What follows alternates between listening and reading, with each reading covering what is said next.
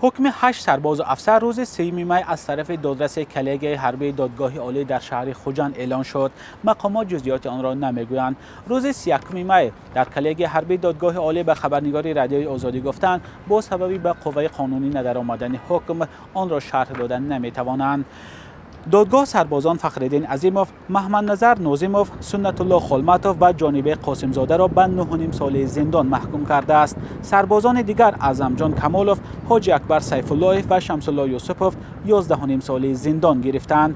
4 سرباز به ویران کردن قاعده‌های آیین‌ناموی و 3 نفر دیگر بر علاوه این اتهام باز به سوء استفاده از وکالت گناهکار شدند.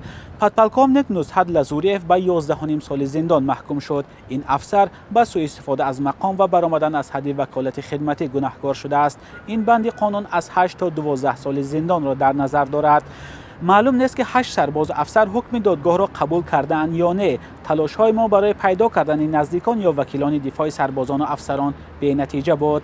مسئولان کلیه حربی دادگاه عالی گفتند مرافعه به طور باز و در بینای دادگاه حربی گرنیزانی شهر خوجند گذشت. نمایندگان 2 تلویزیون محلی ولایت سوخت مرافعه را ثبت کردند. 8 سرباز و افسر آخر ماه اپریل امسال و به دنبال پخش نوار لتوکوبی سربازان بازداشت شدند. پخش این نوار در روزهای دعوت بهاری جوانان به ارتش خشم بسیاری ها را در شبکه‌های اجتماعی برانگیخت. مولا رجب یوسفی، امیر اسایف، آزادی، دوشنبه.